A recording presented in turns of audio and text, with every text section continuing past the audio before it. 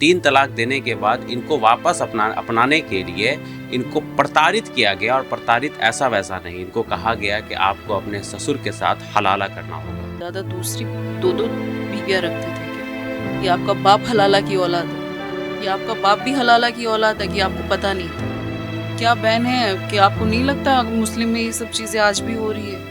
मेरे अलावा भी बहुत सी औरतें हैं जो तीन तलाक और हलाला जैसी चीज़ों का शिकार हो रही है। सुबह वो मेरे को बोलते हैं कि तुम्हें पापा के साथ में हलाला करना पड़ेगा क्योंकि मैंने तलाक दे दिया। जी। मेरे को बोलते हैं कि मैंने तुझे गुस्से में तलाक दे दिया, अब तुझे मेरे साथ रहना है तो तुझे पापा के साथ हलाला करना पड़ेगा, उनसे निकाह करनी पड़ेगी, जैसे मेरे साथ रहती है वैसे पापा के साथ में रहना पड़ेगा। और ये बात आपके ससुर को पता थी? ये मेरे ससुर के सामने। और वो सास भी आपकी मतलब तैयार है? मेरी सास को पैसों से मतलब है। अच्छा। उसका हस्बैंड कहाँ मुंह मार रहा है उसको कोई मतलब नहीं है, घर में क्या हो रहा है उसको कोई फर्क नहीं पड़ता। जब मेरे चाचा ससुर को ये बात पता चली तो वो कह रहे थे कि मैं आ रहा हूँ वहाँ से, मतलब तुम्हारे झगड़े को सॉर्ट आउट मैं करवा दूंगा। ये वो सॉर्ट आउट की जगह उनकी गंदी नीयत हो गई, वो मेरे ऊपर, और मेरे को ये बोलते हैं कि तुझे मतलब वो मेरे साथ बदतमीजी कर रहे थे। मैं कमरे में काम कर रही थी तब वो कमरे में एंटर हुए, गेट बंद कर दिया, गलत जगह हाथ लगाना वगैरह शुरू कर दिया, गंदी बातें बोलना शुरू कर दिया। जब मेरे हस्बैंड दुकान से आए मैंने उनको बोला मेरे चाचा तुम्हारी बदतमीजी करे, कि मेरे चाचा के साथ कंफर्ट होने में तुम्हें क्या जाता है, हमारे घर में ये चीज़ें नॉर्मल है। आपके पति ने ये बात आपको? जी। ये इतनी घटिया बात? जी। फिर क्या आपने क्या बोला उसको? मैंने कहा तुम हो सकते हो अपनी चाची के साथ कंफर्ट, मैं नहीं हो सकती। तो उसकी अपनी चाची के साथ भी संबंध? जी। मैं अपने बच्चों को ये कहना चाहती हूँ, अगर वो मेरा वीडियो भी देख रहे हैं तो मैं अपनी बेटी को एक बात बोलूंगी कि बेटा अपने भाई का जरूर ख्याल रखना। कितना छोटा आपका भाई, आपका बेटा? मेरा बेटा 7 साल का है। और बेटी? बेटी 12 साल की। वो मिलने भी नहीं दे रहे हैं आप? कोई समाज में साथ देने नहीं आता। अगर आज मैं ये हलाला जैसी चीज़ें लेके आ रही हूँ तो ऑब्जेक्शन सब उठा रहे हैं, ये भी इस्लाम के खिलाफ जा रही है। मैं इस्लाम को नहीं छोड़ूंगी, इस्लाम में ही रहूंगी, लेकिन इस्लाम में रह के मैं ये कुप्रथा ज़रूर ख़त्म करूंगी। जो ये डर के चुप हो जाते हैं कि अगर हमने इस्लाम के खिलाफ कुछ भी बोला तो हमें इस्लाम से बेदखल कर दिया जाएगा। बेदखल करने वाले होते कौन है? खुदा आया है बेदखल करने के लिए। जब वही बेदखल नहीं कर रहा तो तुम इंसानों की क्या औकात है बेदखल करने की? भारत के अंदर तीन तलाक बैंड हुए 7 साल हो चुके हैं लगभग, लेकिन आज भी क्या मुस्लिम महिलाओं को तीन तलाक नहीं दिया जा रहा है? जवाब है नहीं। हमारे साथ जो महिला मौजूद है इनको इनके पति द्वारा तीन तलाक दिया गया, और सिर्फ इतना ही नहीं, तीन तलाक देने के बाद इनको वापस अपनाने के लिए इनको प्रताड़ित किया गया, और प्रताड़ित ऐसा वैसा नहीं, इनको कहा गया कि आपको अपने ससुर के साथ हलाला करना होगा। प्रताड़ित होकर के ये मामला पूरा राजस्थान का है। राजस्थान पुलिस ने इनकी बिल्कुल भी मदद नहीं की, क्योंकि जो इनके हस्बैंड है, जो इनके पति है, वो बहुत बड़े ख़ानदान से आते हैं, बहुत पैसे वाले हैं। तो राजस्थान पुलिस ने पैसा खा करके इनको मदद नहीं किया। मजबूरन में अनीशा बानो को दिल्ली आकर के कोर्ट से गुहार लगानी पड़ी यहाँ पर कि मेरी मदद की जाए, मुझे इंसाफ दी जाए। हमारे साथ अनीशा बानो जी खुद मौजूद है, और इनसे जानेंगे कि पूरा मामला क्या है। आपके हस्बैंड का नाम इरफान है? क्या है पूरा मामला, और ये बात हलाला तक कैसे पहुंच गई? जी, मेरे चचिया ससुर थे जो मेरे साथ बदतमीज़ी वगैरह करी थी, मेरे साथ रेप करने की कोशिश कर रहे थे। वो उस चीज़ पे मैंने ऑब्जेक्शन उठाया था, और उस टाइम तो क्या है वो जैसे तैसे उनको अहमदाबाद वापस भेज दिया गया। लेकिन उनकी 18 दिसंबर 2024 में उनका फ़ोन आया मेरे हस्बैंड के पास कि हम राजस्थान आ रहे हैं। मैंने उनको मना करा कि वो मेरे यहाँ घर पे नहीं आने चाहिए। उन्होंने मेरे साथ बदतमीज़ी करी, कल को वो मेरी बेटी के साथ करेंगे। बस इस चीज़ ये बातें से। कितने बच्चे हैं? मेरे 2 बच्चे हैं। अब अभी भी आपके पति के पास है, वो इरफान के पास है? दोनों बच्चे? जी। वो आपको बच्चों से मिलने नहीं दिया जा रहा है? क्या कह रहा है वो? वो कहता है मुझे कि मैं तुझे बच्चों की शक्ल भी नहीं देखने दूंगा। मेरे बच्चे उससे पूछते हैं कि मम्मी कब आएगी, लेकिन वो टाल देता है उनको गुस्से में, या चाहे जैसे भी उनको रखे हुए है, सिर्फ ऐसे झूठा दिलासा दे रहा है मम्मी आएगी, मम्मी से मिलवाने लेके चलूँगा। लेकिन मेरे बच्चों से उसने मेरे को मिलने भी नहीं दिया। मैं गई भी थी मिलने के लिए, लेकिन वहाँ पर मैं 3 घंटे खड़ी रही थी, मेरे बच्चों को उसने बाहर भी नहीं आने दिया। अच्छा, आप शुरू से बताते हैं, शुरू से बताइए आपकी शादी कैसे हुई, उसके बाद किस तरीके की आपको वहाँ पर तंग किया गया, आपको प्रताड़ित किया गया, फिर मामला तलाक तक पहुँचा, वो भी 3 तलाक, और जबकि आपको ही पता है कि हिंदुस्तान के अंदर बैंड है, और उसके बाद ये मामला हलाला तक कैसे पहुँचा, ये पूरी कहानी आप शुरू से बताइए। मेरी शादी हुई थी 19 मई 2012 में। शादी के साल भर बाद में मेरी बेटी हो गई थी, और मेरे मतलब 2-3 साल तक हमारे रिलेशन ठीक थे। उसके बाद जैसे मेरे हस्बैंड का बिहेवियर मेरे प्रति चेंज हो गया, हर मतलब छोटी छोटी चीज़ों को लेके झगड़ा होना शुरू हो गया। तो ये जब चीज़ें मेरे को पता चली ऐसा क्यों हो रहा है क्यों नहीं, मेरे हस्बैंड मतलब उनके मोबाइल से मुझे बहुत ऐसी औरतों के न्यूड पिक्चर्स वगैरह मेरे हस्बैंड के उनके साथ में, मेरे को पता चला कि इनका किसी मतलब बहुत सी औरतों के साथ में अटैचमेंट है। चीज़ें दिन पर दिन बिगड़ती जा रही थी, झगड़े हो रहे थे। जब सास ससुर को भी ये चीज़ें मैंने बताई तो वो अपने बेटे का ही पक्ष ले रहे थे कि हमारा बेटा गलत ऐसा नहीं है, थोड़ा उसको तुम अपने तरीके से समझाओ, वो ऐसा नहीं है, वो समझ जाएगा, उसको मौका दो। मैं मौके देती चली गई, और मुझे नहीं पता था कि दिन पर दिन ये चीज़ें मेरे साथ ही ख़राब होती जाएगी। मैं अपने बच्चों के लिए उसके साथ रह रही थी ताकि बच्चों का जीवन ख़राब ना हो। जब सास ससुर को ये चीज़ें मैं बता रही थी और कर रही थी, तो वो उल्टा उसके पक्ष में ये बोलते थे कि नहीं, हमारा बेटा गलत नहीं है, हमारा ऐसा नहीं है, तू गलत सोच रही है उसके लिए। मेरी सास के वर्ड्स थे कि नहीं, अगर मुंह मार भी रहा है तो आएगा तो तेरे पास ही। जब उनकी सोच ऐसी है तो वो बेटे को क्या समझाते हैं। दिन पर दिन ये चीज़ें, और जब मैं अपने बच्चों में व्यस्त हो गई थी, और जब धीरे धीरे ये चीज़ें खुलकर मेरे सामने आने लगी कि उनके 50 साल की औरतों के साथ में रिलेशंस, उनके वीडियोस वगैरह भी मैंने देखे थे जिसमें आपत्तिजनक वो थे दोनों। तो मैंने अपने ससुर को वीडियो दिखाया था, मेरे माँ बाप को भी मैंने भेजा था। उन्होंने भी ऑब्जेक्शन उठाए इस चीज़ को कि हम हमारी बेटी को यहाँ पे नहीं छोड़ेंगे। तब मेरे ससुर ने ये बोला कि आप इसको एक मौका दो, आइंदा आपकी बेटी को शिकायत का मौका नहीं देगा वो। आप कि मान गई? मैं मान गई। यही मेरी गलती थी कि मैं मान गई। अगर उस दिन अगर मैं ये कार्रवाई कर देती ना, तो आज यहाँ तक शायद ये नौबत नहीं आती। फिर उसके बाद बस वही चलता रहा। ये हमारे दिन पर लड़ाई दिन पीट भी होती थी, मतलब मारपीट भी करता था मेरे साथ। सेक्स पावर की टैबलेट्स खा के भी वो मेरे साथ गंदी हरकतें भी करता था, बेल्टों से भी मारता था।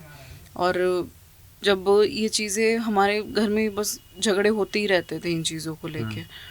जब मेरे चाचा ससुर को ये बात पता चली तो वो कह रहे थे कि मैं आ रहा हूँ वहाँ से, मतलब तुम्हारे झगड़े को सॉर्ट आउट मैं करवा दूंगा ये वो सॉर्ट आउट की जगह उनकी गंदी नीयत हो गई वो मेरे ऊपर। और मेरे को ये बोलते हैं कि तुझे, मतलब वो मेरे साथ बदतमीज़ी कर रहे थे। मैं कमरे में काम कर रही थी तब। वो कमरे में एंटर हुए, गेट बंद कर दिया, गलत जगह हाथ लगाना वगैरह शुरू कर दिया, गंदी बातें बोलना शुरू कर दिया। जब मेरे हस्बैंड दुकान से आए, मैंने उनको बोला, मेरे चाचा तुम्हारे बदतमीजी करे, कि मेरे चाचा के साथ कंफर्ट होने में तुम्हें क्या जाता है, हमारे घर में ये चीज़ें नॉर्मल है। आपके पति ने ये बात आपको बोली? जी। ये इतनी घटिया बात? जी। फिर क्या आपने क्या बोला उसको? मैंने कहा तुम हो सकते हो अपनी चाची के साथ कंफर्ट, मैं नहीं हो सकती। तो उसकी अपनी चाची के साथ भी संबंध? जी। ये बात जब मैंने वहाँ पे चीखी चिल्लाई, अपने सास ससुर को सबको मैंने बुलाया, मैंने कहा मैं इनके खिलाफ कार्रवाई करूँगी। मेरे ससुर बोलते कि नहीं, घर की बात घर में रहने दे, तू ज़्यादा वो बवाल खड़ा मत कर, वरना तेरे लिए भी प्रॉब्लम हो जाएगी, बच्चों के लिए भी प्रॉब्लम हो जाएगी। मैं फिर चुप हो गई, सिर्फ बच्चों के लिए, कि चल आज के बाद ये नहीं होगा। उन्होंने ये बोला कि ये आज के बाद में घर पे नहीं आएगा, तो जो बोलेगी हम करेंगे। नहीं, वो चचिया ससुर जैसे आप बता रही, वो किस तरीके से प्रताड़ित कर रहे थे आपको?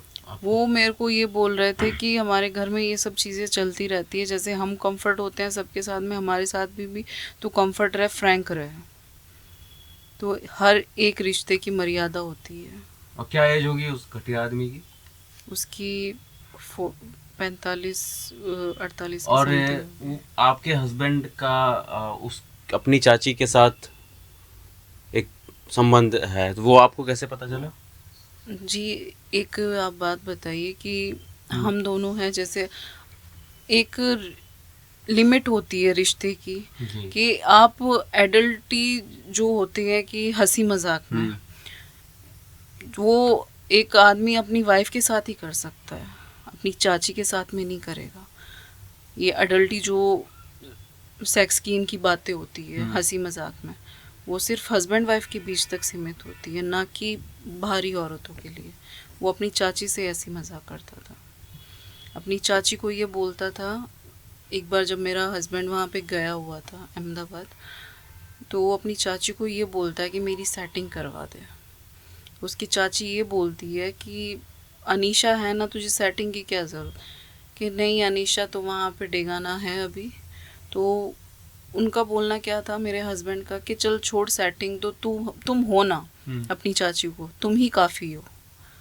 तो ये चीज़ें बोलने की नहीं होती है, ये रिश्ते की मर्यादा होती है। एक माँ बेटे का रिश्ता होता है, जहाँ पे घर में ये चीज़ें चल रही थी उनके।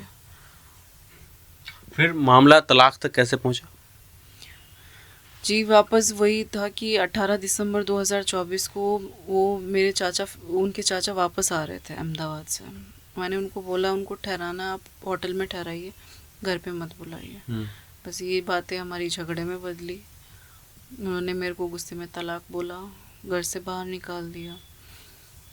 फिर उन्होंने घर में लिया मुझे, जब मैं रोने वगैरह लगी तो उससे लगा कि सब माहौल पड़ोस में सब देखेंगे, तो मेरे को घर में लिया। फिर सुबह वो मेरे को बोलते हैं कि तुम्हें पापा के साथ में हलाला करना पड़ेगा, क्योंकि मैंने तलाक दे दिया है। जी। तो आपने क्या बोला फिर? मैंने एग्जैक्ट, मेरे को पता नहीं था कि हलाला क्या होता है। जब मैंने उनसे पूछा तो मेरे को बोलते हैं कि मैंने तुझे गुस्से में तलाक दे दिया, अब तुझे मेरे साथ रहना है तो तुझे पापा के साथ हलाला करना पड़ेगा, उनसे निकाह करनी पड़ेगी, जैसे मेरे साथ रहती है वैसे पापा के साथ में रहना पड़ेगा। और ये बात आपके ससुर को पता थी? ये मेरे ससुर के सामने। और वो सास भी आपकी मतलब तैयार है? मेरी सास को पैसों से मतलब है। अच्छा। उसका हस्बैंड कहाँ मुंह मार रहा है उसको कोई मतलब नहीं है, घर में क्या हो रहा है उसको कोई फ़र्क नहीं पड़ता। वो ऐसी औरत है, मेरे खुद के समझ से बाहर है, जो ये बोलती है कि आदमी बाहर मुंह मार रहा है तो मारने दो, आखिर आएगा तो तुम्हारे पास ही, वो कमी किस चीज़ की रख रहा है तुम्हें। तो उनको शायद ये भूल गई है कि पैसा ही सब कुछ नहीं होता है। बहुत पैसा है क्या उन लोगों के पास? पैसा है, शायद इसी चीज़ की गर्मी है उनको कि वो इंसान को इंसान नहीं समझते। आपने इनकार कर दिया इस चीज़ से? जी। फिर आपने अपने घर वालों से ये नहीं बताया? आपके मेरे घर घर वालों ने को नहीं भी लिया एग्जैक्ट नहीं पता था कि हलाला जैसी चीज़ें होती क्या है। अब उन्होंने भी उस टाइम भी ये बोल दिया कि बेटा तेरा घर बस जाएगा तो ये जो बोल रहे हैं वो कर। जब उनको ये सच्चाई पता चली कि हलाला जैसी चीज़ होती क्या है, तब उन्होंने इन चीज़ों के लिए इनकार कर दिया कि हमारी बेटी ये सब नहीं करेगी। फिर आप पुलिस में गई? पुलिस में गई, लेकिन वहाँ पे कोई कार्रवाई नहीं। आपने वहाँ पर बात नहीं की कि जब 3 तलाक बैंड कर दिया है सरकार ने, तो ये फिर मुझे 3 तलाक कैसे दे सकते हैं? कि शरीयत के हिसाब से नहीं, तो ये बैंड है ना, वो बैन पुलिस है। वाले ये बात बोल रहे हैं। जो मानता है उनके लिए बैन है, ऐसी मानसिकता वालों के लिए क्या बैन है? क्या बैन है कि आपको नहीं लगता मुस्लिम में ये सब चीज़ें आज भी हो रही है? मेरे अलावा भी बहुत सी औरतें हैं जो 3 तलाक और हलाला जैसी चीज़ों का शिकार हो रही है। मुंह कौन खोलता है, कौन ऑब्जेक्शन उठाता है इन चीज़ों के लिए? बहुत कम लोग आगे आते हैं। आप आई हैं, बहुत बड़ी बात है ये। या तो इस्लाम में ये होता है कि इस्लाम के ऊपर अगर कोई उंगली उठाएगा तो उसे इस्लाम से, मुस्लिम समाज से ही बेदखल कर दिया जाएगा, इस्लाम से ही बेदखल कर दिया जाएगा, फिर तो वो मुस्लिम ही नहीं है। ये बोलने वाले ये होते कौन है, मेरे को ये समझ में नहीं आता। जो ये डर के चुप हो जाते हैं कि अगर हमने इस्लाम के खिलाफ कुछ भी बोला तो हमें इस्लाम से बेदखल कर दिया जाएगा। बेदखल करने वाले होते कौन है? खुदा आया है बेदखल करने के लिए। जब वही बेदखल नहीं कर रहा तो तुम इंसानों की क्या औकात है बेदखल करने की? ऐसा आपको लोग बोल भी रहे हैं? हाँ, बोल रहे हैं ये मुस्लिम नहीं है, ये हिंदू है, ये अगर शरीयत के हिसाब से नहीं चलेगी तो ये मुस्लिम है ही नहीं, ये ये मुस्लिम से ही बेदखल हो चुकी है। तो पुलिस वालों ने आपकी बिल्कुल मदद नहीं की वहाँ पर? नहीं, आप एफआईआर दर्ज कराने के लिए गई थी वहाँ पर? गई थी मैं, लेकिन हाँ। वहाँ पे मेरी कोई सुनवाई नहीं हुई। मेरे हस्बैंड और ससुर ने सबको पैसे भर दिए, उसके बाद वहाँ पे कोई कार्रवाई हुई नहीं मेरी। ये राजस्थान की बात है। शहर कौन सा है? मैंने अपने मायके में भी कंप्लेंट करी थी, नवलगढ़ में, झुंझुनू डिस्ट्रिक्ट में जो आता है, वहाँ पे भी मेरी प्रशासन ने कोई हेल्प नहीं करी। और डेगाना का जो सीआई था उसने मुझे धमकी दी, मेरी फैमिली को भी धमकी दे रहा था कि आप अगर वापस यहाँ पे दिखे डेगाना में तो आपकी और आपकी फैमिली के लिए अच्छा नहीं होगा, आपको जेल में डाल दिया जाएगा, फिर आपके साथ जो होगा फिर आप समझ नहीं पाओगे। फिर आपकी फैमिली वाले अभी आपकी हेल्प कर रहे हैं? मेरी फैमिली में अभी मेरे साथ में कोई नहीं है। कोई नहीं, मतलब आप खुद ये लड़ाई जो है वो अकेले आप यहाँ दिल्ली तक लेकर के आए? मैं अपनी लड़ाई खुद अकेले लड़ रही हूँ। अभी भी धमकाया जा रहा है आपको? धमकाया जा रहा है। क्या कहा जा रहा है? यही कि केस वापस ले लो वरना मार दिया जाएगा, तुम ज़्यादा टाइम तक रहोगी नहीं। और जो मेरे जेठ है मोहम्मद शरीफ, जो वुमेन सेल में जहाँ डेट पे जा रही थी मैं, वहाँ पे खुलेआम मेरे को धमकी दी उसने कि केस वापस ले ले, जो तू हवा में उड़ रही है ज़्यादा दिन तक नहीं रहेगी। तो ये सब कुछ पैसे के बलबूते पर वो लोग आपको इस तरीके से प्रताड़ित कर रहे हैं। और ये तक बोला जा रहा है कि वहाँ पे वो मीडिया में आ रही है और कर रही है, ज़्यादा से ज़्यादा 4-5 दिन चिल्ला लेगी, फिर हम प्रशासन को 1 लाख की जगह 10 लाख रुपए देंगे, हमारा वो कुछ नहीं बिगाड़ पाएगी। तो मतलब अभी भी वो उन लोगों पर कुछ असर नहीं पड़ रहा है। आप क्या चाह रही हैं अभी? आपके साथ जो आप इंसाफ की लड़ाई लड़ रही हैं, इसमें आप क्या चाहती हैं? आपके साथ क्या होना चाहिए? मैं जो लड़ाई लड़ रही हूँ तो मैं एक चीज़ मैं बोलना चाहती हूँ कि जैसे मेरे को धमकियाँ वगैरह सभी आ रही है, तो मैं माननीय मोदी जी से, रेखा गुप्ता जी, योगी जी और राजस्थान के जो मुख्यमंत्री है भजन लाल शर्मा जी, उनको मैं एक चीज़ में ज़रूर कहना चाहती हूँ कि आज मैंने इन चीज़ों के लिए आवाज़ उठाई है, कल को अगर मेरे को कुछ भी होता है, बाई चांस अगर वो जीते जी मेरे को जस्टिस नहीं दिलवा सकते, तो मरने के बाद ये जो कैंडल लेके मोर्चे निकालने के लिए खड़े हो जाते हैं ना, फिर वो लिखेंगे जस्टिस फॉर अनीशा, तो वैसा जस्टिस मुझे नहीं चाहिए। अगर जीते जी वो मेरे को जस्टिस दिलवा सकते हैं तो दिलवाइए, वरना कल को ये होगा कि वो लड़की चीखती रही, चिल्लाती रही अपने बच्चों के लिए, अपने अधिकार के लिए, उन औरतों के लिए जो आज ऐसी कुप्रथा से जो पीड़ित औरतें हैं उनके लिए आवाज़ उठाई, लेकिन आज उस बेटी को इंसाफ नहीं मिला, वो इस प्रथा की बलि चढ़ गई। मैं चाहती हूँ कि अगर जस्टिस मिलना है मुझे तो मुझे जीते जी मिले, मरने के बाद मुझे जस्टिस नहीं चाहिए। जस्टिस में क्या चाहती हैं आप? जस्टिस में यही चाहती हूँ कि ऐसी कुप्रथा खत्म हो, उसको सजा मिलनी चाहिए। उसको ऐसी सजा मिलनी चाहिए कि ऐसी मानसिकता वाले लोगों को ये करने से पहले वो 1000 बार सोचे। मेरे दोनों बच्चे जो मेरे से मिलने के लिए तड़प रहे हैं, मैं यहाँ पे रात रात भर सो नहीं पाती उनके लिए, मुझसे मैं 1 साल से उनसे नहीं मिली हूँ, मुझे मिलने नहीं दिया जा रहा उनसे। मैं अपने बच्चों को ये कहना चाहती हूँ, अगर वो मेरा वीडियो भी देख रहे हैं तो मैं अपनी बेटी को एक बात बोलूँगी कि बेटा अपने भाई का ज़रूर ख्याल रखना। कितना छोटा आपका भाई, आपका बेटा? मेरा बेटा 7 साल का है। और बेटी? बेटी 12 साल की। वो मिलने भी नहीं दे रहे हैं आपके मोहल्ला में या फिर समाज में, मोहल्ले वालों ने, इन लोगों ने किसी तरीके की कोई मदद नहीं की आपसे? आपने कोई समाज नहीं है किसी तरह का, कोई समाज में साथ देने नहीं आता। अगर आज मैं ये हलाला जैसी चीज़ें लेके आ रही हूँ तो ऑब्जेक्शन सब उठा रहे हैं, ये भी इस्लाम के खिलाफ जा रही है। मैं इस्लाम को नहीं छोड़ूंगी, इस्लाम में ही रहूंगी, लेकिन इस्लाम में रह के मैं ये कुप्रथा ज़रूर ख़त्म करूंगी। कुछ औरतें आई आपके सपोर्ट में? अभी फ़िलहाल कोई नहीं, अभी फ़िलहाल कोई नहीं है। अभी मेरे सपोर्ट में जैसे मेरे एडवोकेट हैं अनिरुद्ध शुक्ला, और जैसे सलीम भाई है, एहसान भाई है, जो मुझे फुल सपोर्ट कर रहे हैं इस चीज़ में। जी। लेकिन ये जो बोल रहे हैं कि मुस्लिम इस्लाम के खिलाफ जा रही है, मैं इस्लाम के खिलाफ नहीं जा रही। इस्लाम में रह के ही मैं ये प्रथा ख़त्म करूँगी, चाहे मुझे कुछ भी करना पड़े।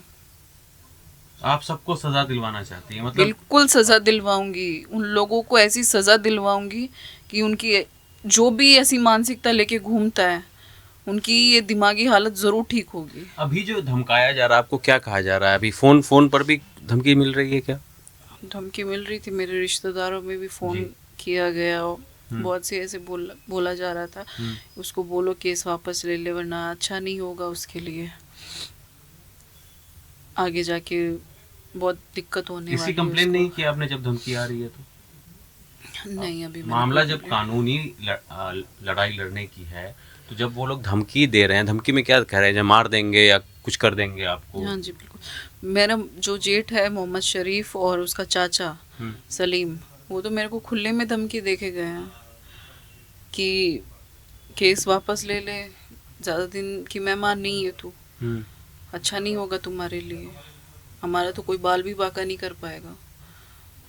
तो आपके शहर से आपके सपोर्ट में कोई भी लोग नहीं है? उलेमा, मौलवी, मुल्ला, मतलब कोई भी नहीं? नहीं, कोई नहीं है। ऐसे लोगों से क्या कहना चाहेंगे आप, जो लोग इस तरीके की चीज़ों को सपोर्ट करते हैं? उनसे यही कहना चाहती हूँ कि जब आप लोग अपनी बेटी को इस चीज़ से दलदल से आप उनके लिए आवाज़ नहीं उठा सकते ना, तो फिर ये कहने का भी हक नहीं है कि तुम इस्लाम में नहीं हो। ये जो बोलते हैं कि तुम कुरान के खिलाफ जा रही हो या मुस्लिम लोगों के खिलाफ जा रही हो, उनके अगेंस्ट जा रही हो, मैं उनसे यही कहूँगी कि जब आपकी बेटी पे आए ना, तब भी आप चुप ही रहना, मुंह मत खोलना अपना।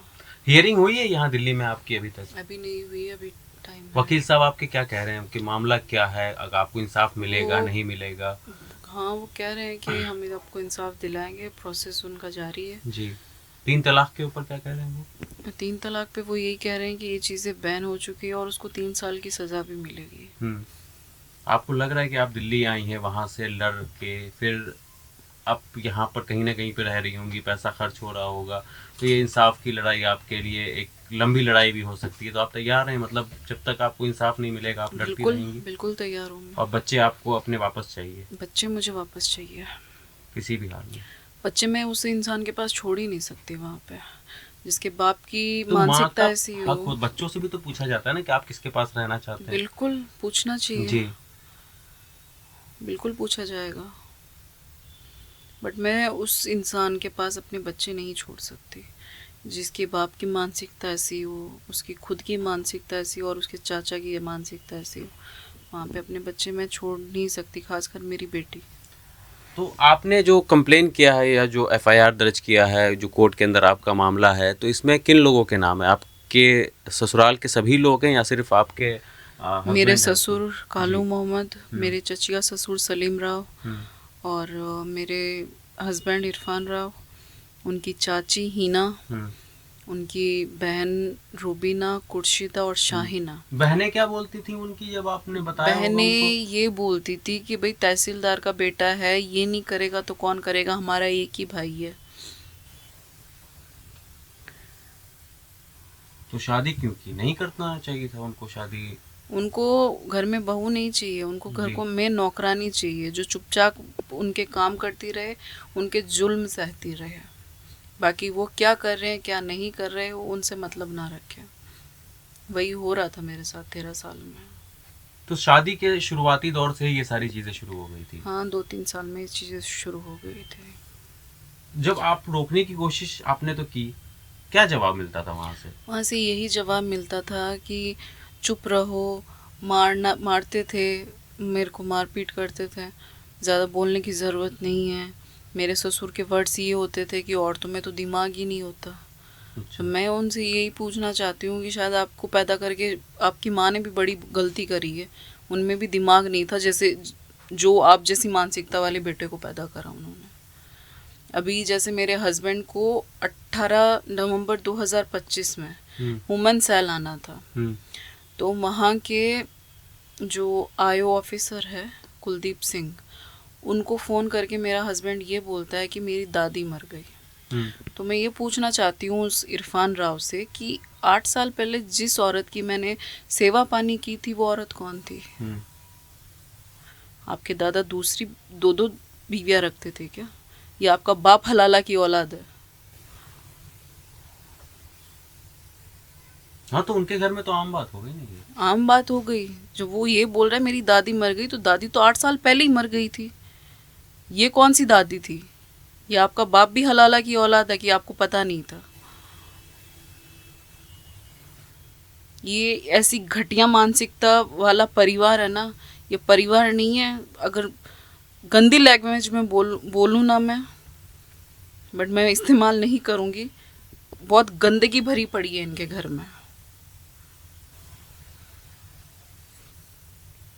इनकी बहन आज मेरे घर में अब लोग कहते हैं कि मेरी बेटी वहाँ पे सेफ है। कैसे सेफ होगी जब उसकी बुआ खुद अपनी सगी ननद का घर खराब कर रही थी, अपने नंदोई से लगी हुई थी, उनका अफेयर था।